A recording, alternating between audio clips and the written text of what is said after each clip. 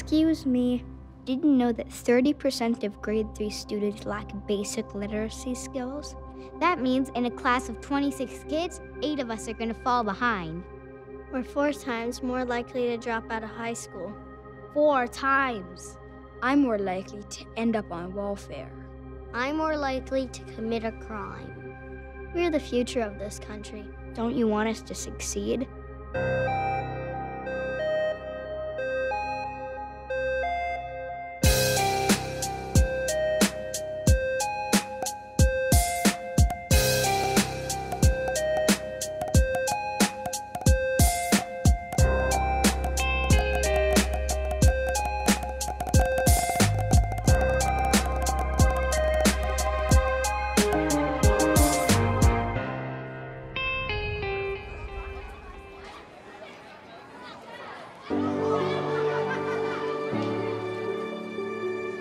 The community of Fairview is just a beautiful community that really unites and sticks together. Most of our families would be single-parent families, some who are struggling to work or are not able to work. We have students coming and going a lot throughout the year. They're transient because of poverty issues. And for a lot of kids, school is where they feel rooted. We help clothe and feed. Nice to see you. Nice to see you. Good morning, Fairview. Many of our kindergarten children We have 2 new students this morning. come in Jacob. with much less literacy knowledge than other children I've known. So we already know that we're a little bit behind the 8 ball because literacy affects every area of their academics. It's so hard because we don't have the finances to be able to give what we believe these kids need and deserve. I got one foot on the pavement, I got one foot in the door. Oh, but now I got here, I've been here before. We came out with suitcases and backpacks, and when you moved from Manitoba, being a single parent wasn't what I ever set out to do. And it took a while to get established. Fairview was a big part of that. The library there is essential, really, to keep them reading. There's this one book I liked so much. I read it in like one sitting. It was like 300 pages because I forgot about the part where I was supposed to stop. I like fiction books because I like to read books where I can like act like I'm in the book. We don't have that much money for the books, so I'm relying on the school library. Books are expensive, so it's super important to us that they have access to a library with selection. Why should I disappear?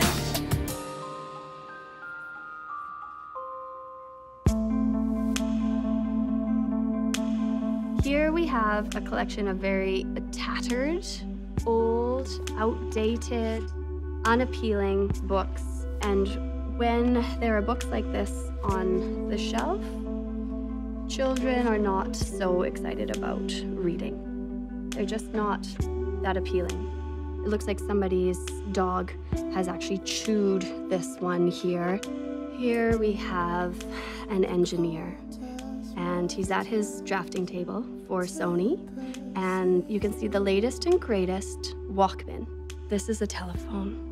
A lot of kids would actually look at this and say, what is this? I don't know what this is. Originally written in 1961, we have the revised version made in 1970. Pretty sure the technology has come a ways since 1970 in terms of rockets and satellites. My library budget for the entire year is $1,300. So that means that with our population of about 310 students, that's $4.20 a year per student. So you will see me at garage sales in the summer, on weekends, digging through piles and finding books that kids would be interested in reading. Because I want them to have books. And this is not good enough for them. So we need to do better.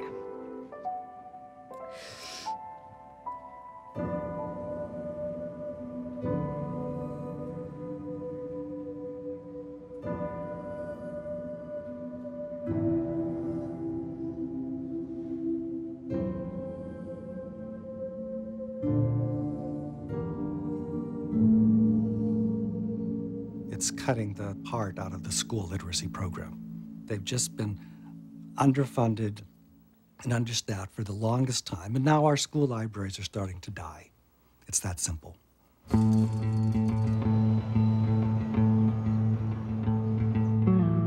Someone tell me how I got here.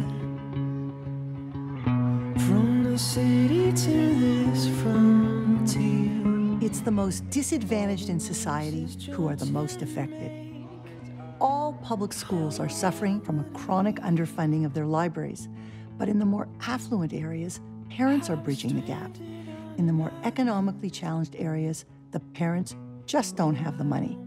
They want their kids to learn to read, but they don't have the funds, and the schools don't have the funds. Does Moosh look happy? No. So in 2004, we decided to establish the Indigo Love of Reading Foundation. And our ambition was to grant as many high-need schools as we could with the funds necessary to truly transform their libraries. For the 8th year, we're applying for the chapter's Indigo Love of Reading grant. And I know there's lots of other eligible schools that probably deserve it just as much, but even to be considered is really a big thing. Life goes on, and the people sing their song.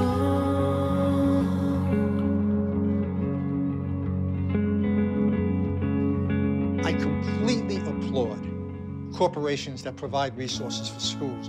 But to be honest with you, that's not their job. It's the job of the government. And to not do that is to betray the very meaning of education itself, to betray the children who get left behind. The question has to be raised, who benefits from that? This is one of my favorite pictures. I would really recommend it for any boy who likes adventure and other stuff like that. My favorite book is This Is Not My Hat. Books are just amazing things. There were all sorts of remarkable things in there she'd never seen before. Wind-up angels that fluttered around the bedroom like startled sparrows. Books with pictures that writhed and crawled and shimmered. Little dinosaur skulls that chattered their teeth as she passed. A whole toy box filled with wonderful toys. This is more like it, thought Coraline. A book is a dream you hold in your hands. Every child should have access to books. For me, the idea of schools without books is almost nonsensical. And it's happening now more and more. There are just schools where they don't have the money. And books are seen as a luxury. Yesterday, you worked really, really hard and you chose a topic of your choice from the Gold Rush. I have 30 of these books. They were published in 1969. Actually, Miss Keene said these were made a year before she was born. The information is fairly relevant, but it's so hard for the children to find. There's no subtitles, there's no direction. Okay, so ladies and gentlemen, 5 to 10 facts. Do your best. Yeah, it would be easier if we had more research books. Because if we had more research books, that means we'd have more to pull from. Right here is the really extreme hardest to read. Yeah, I can't even read this. Like, it's way too hard. I need a magnifying glass. They do supply information, but these two books just aren't enough. They don't relate to this book at all. If you want me to love reading, you gotta give me books, right?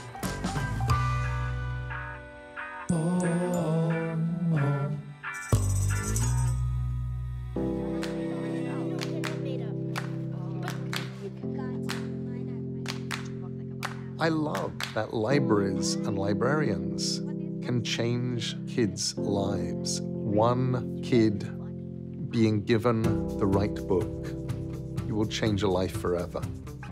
So it's perfect for you then, right? You're interested in it, you can read it, it's perfect for you. Libraries are special. because they're the places that basically introduce kids to the world outside of the school. Because they trade in the imagination. They trade in educating young people to get excited about a world outside of the immediacy of their own lives. Why isn't my school library open all the time?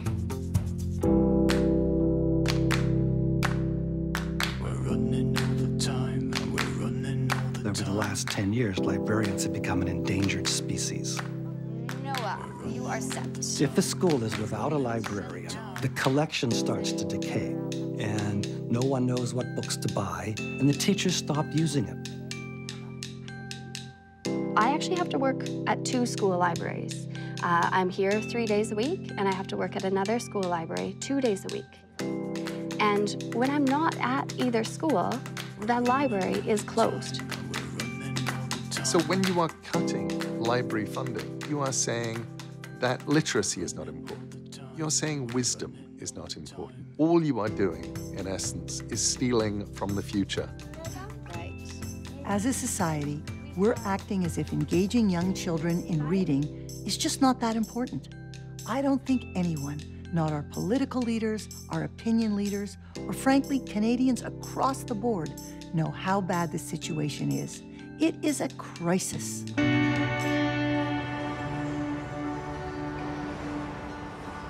I couldn't actually believe Canada could have a problem with something so basic as literacy. It's really hard to find an investment that pays off a bigger return than investing in literacy. My love cannot stand tall.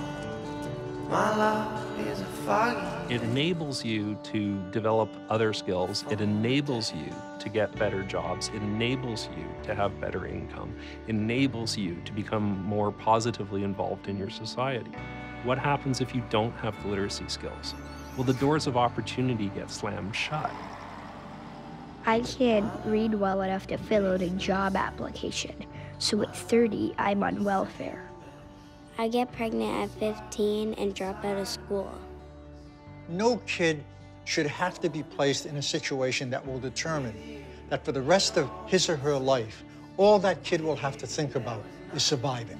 That's a crime to do that to a kid, in my estimation.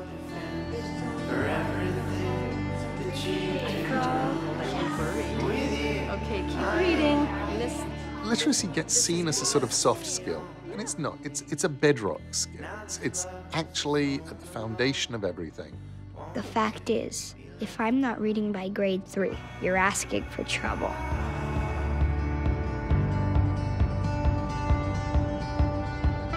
We need to be investing in the workforce of the future, and that means making sure that the kids are actually getting the literacy skills training that they require.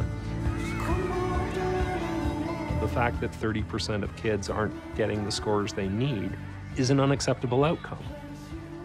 How could any society allow 30% of its young people to be written off? You measure the worth of a society by the degree to which you invest in children. And it seems to me that when literacy is one of the lowest indexes in which that society invests, that tells you a society is failing. It's failing its children, it's failing the future, and it's failing future generations.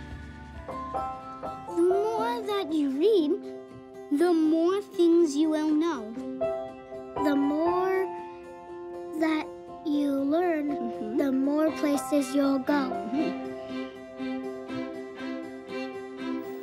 It was only passing through.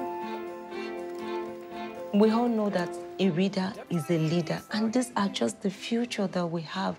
And literacy is just key. Reading actually is like light coming in and opening up every child. Read a book.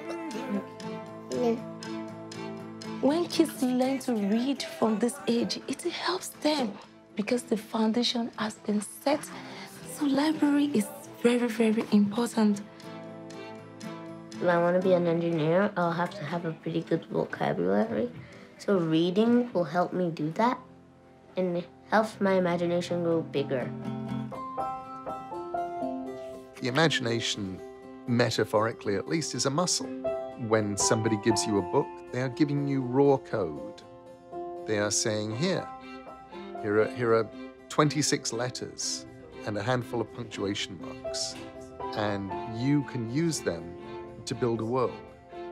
Don't go scavenging. Good.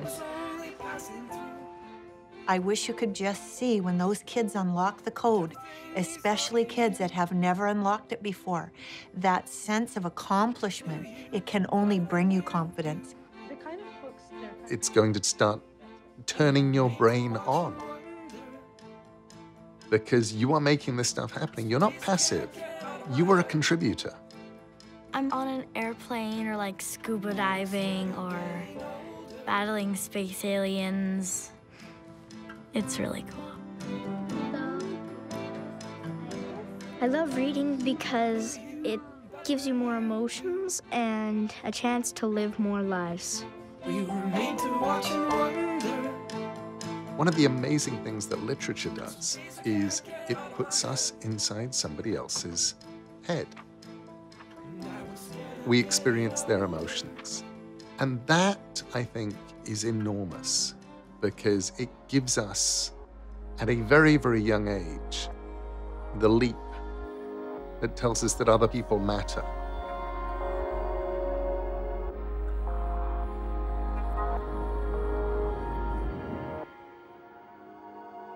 Time stands still.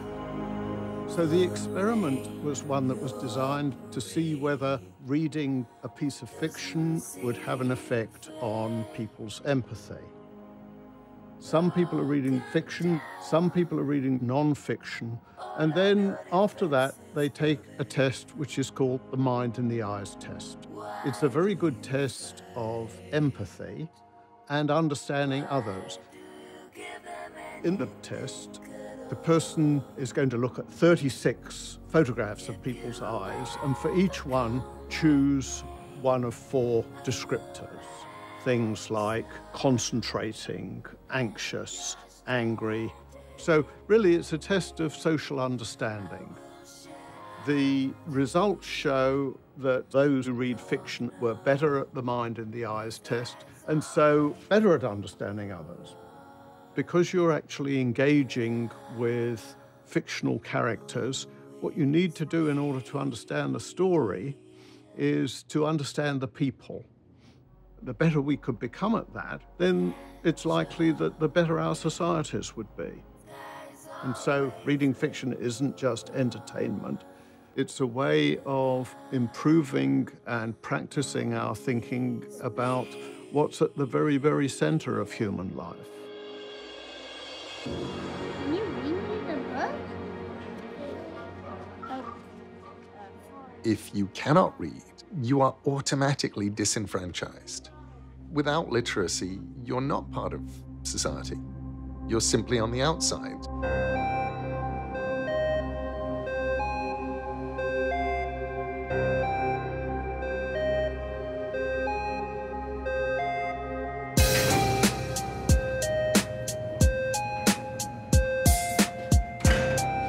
My name is Ron, and I'm in jail for murder. Growing up, reading was really hard for me, because I never really had books. So I came from a poor family, so it was kind of hard. It's hard talking about this, like just saying that, you can't read and stuff like that, it's hard, being able to admit that. That's why more time I was like, whatever, man, I'm not even going back to school. I don't want no one making fun of me, or you can't read. They call me up to the blackboard to do something, I can't even do it. I don't want to go through that embarrassment, I mean, if you were able to read, you would focus on doing other things, like you start living a life of crime, and I see everything that I was missing out on learning about stuff. I just want to be able to read to my daughter, read a book to her. Simple things. Dropping out of school was a big mistake.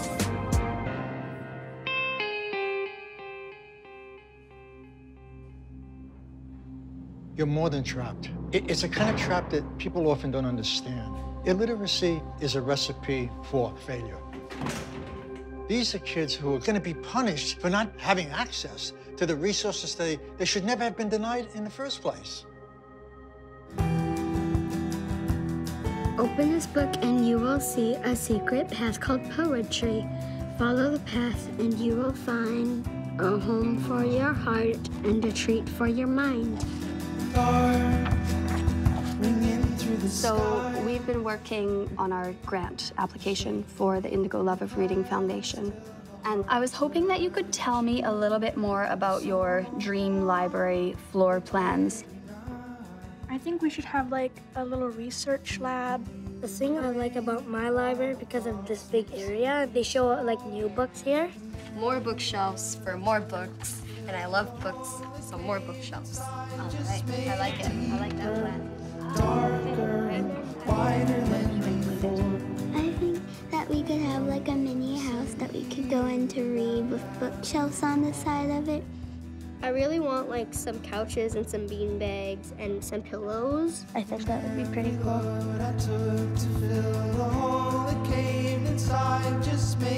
You've done some really cool stuff with them. Wouldn't it be neat if these actually really came to be? We could say to them, look, you created this. It was your ideas, your inspiration. Your dreams, your voice. vision, what you feel would make a dream library.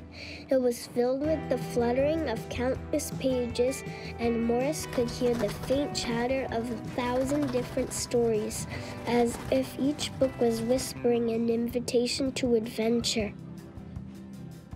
It takes so little money to transform a school, and by extension, to transform the entire community. We have seen this firsthand so many times, and it is remarkable. Sun shines brightly through the window pane. Day has broken, but I'm staying here. There's an owl and a bird, and I only have one book. One. I just see the kids when one new book comes into the classroom, how much it means to them. And what it would mean to be able to walk into a whole library full. I have a hard time even imagining it because it just seems like it would be so wonderful.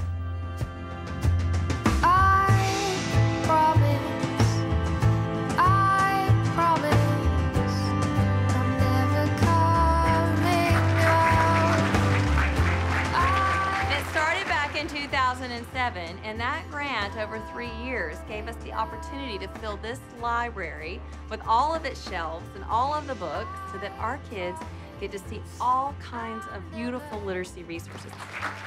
Thank you.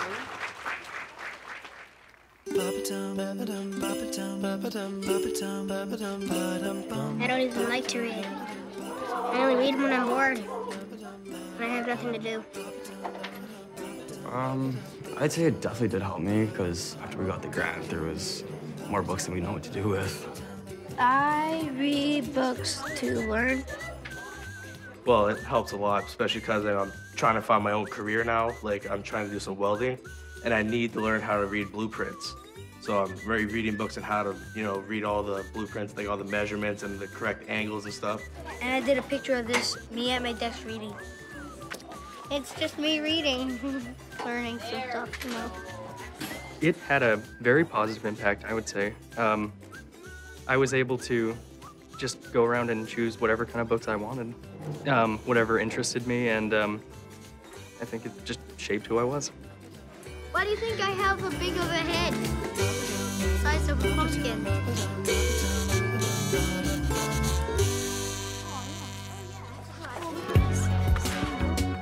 It really transformed our community. It wasn't a one-time drop in the bucket. It wasn't a one-off. It was really a continuing legacy of literacy and community in this school. I'm an extreme reader.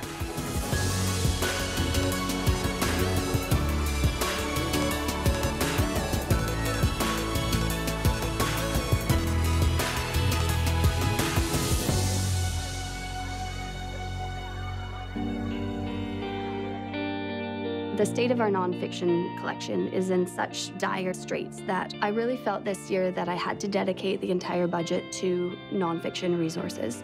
So you can see this would take up about half of one shelf in the library, and this is every single dollar of the library budget this year. That means that not a single dollar can be spent on fiction. No picture books, no novels, only this for the entire year. While budgets for school libraries are being cut, teachers are putting their hands in their own pockets to buy books for their classrooms. It just seems unfair that this burden falls on our teachers.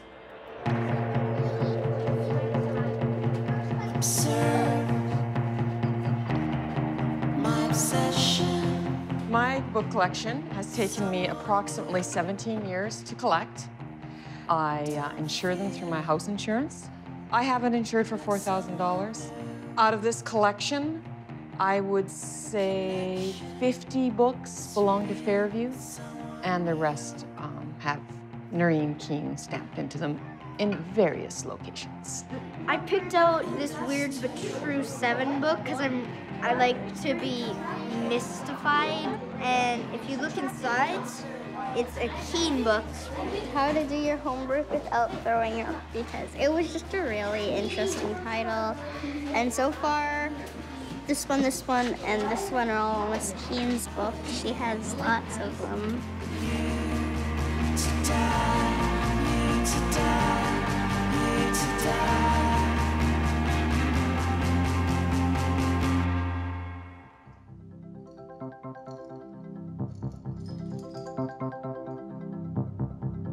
When I'm reading, it feels like I'm in a movie set and like I'm actually a movie star. It's like something you can go to if you're feeling down. That's what I do. Like if I'm a little bit sad, I'll start reading. The big fish got his hat back. Thank you so much for sharing. 9 out of 10 times when I raise the issue of literacy, people yawn. It isn't on the surface a sexy problem. And I think part of the reason is most people just assume that everybody learns to read in our schools. But it's just not true. We need to aspire to 100% of our kids being rich, confident readers by the time they complete 3rd grade. And nothing short of that ambition is good enough. This is a school of kids that you give a pencil and their eyes light up. So if they were to get something like a library and the books that this Indigo Love of Reading grant provides, it would never be taken for granted. It would just be really great because then there would be more opportunities to learn, to like find a different thing that you find that you love. And they deserve it because they work really hard. And I always think that these beautiful kids deserve the best of what's out there because there's so much potential and possibility in them. And I never, ever want to be someone who thinks they can't, because they can. Good morning. Good morning, Jane. It's Heather Reisman calling from the Indigo Love of Reading Foundation. I have about 300 members of the Indigo family, all of whom, yes. Hi, everybody. One of the things that really interests me as I look through your application, I think this is the 8th time. I am interested to know if any of the people who have been part of this application for 5 or 6 or 7 years are in the room today. I have been for 5 years. This is Heather Lyons, teacher librarian. What gave you the energy to keep doing it even after not succeeding so many years? Sorry, I'm tearing up a little bit. The only possible answer is the kids. It's for no other reason. It's only to get books in the hands of our kids because they need them. Well, that's so awesome, and I am so pleased to tell you that your application this year has, in fact, been accepted.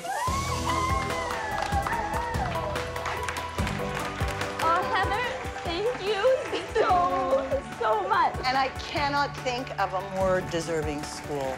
Really and truly, we are appreciative for everything you do every single day to inspire these kids. Wow. Good morning, Fairview. This morning we had that phone interview that I told you about. By the look on my face, you can probably tell we didn't do well. We did great! From a small town of hard-working folks, we're all born rich and we all die broke. And from this moment, forever I can hope. What could I say? My kids devour books, so I'm super excited that they got it. I've had a smile on my face since I showed up at the school, and it's kind of hard to let go. And we all know that the sun will shine. I must go chase this dream of mine. And I know I can do you proud when I'm high above those clouds at all. My secret wish is that we take a field trip and they get to go and choose a brand new book that's left behind for future students. And when I told my class that that was my secret wish, they just erupted. And they said, but Ms. Keene, you always make learning fun. And I said, yeah, but now I can make learning easy. And so I thank you.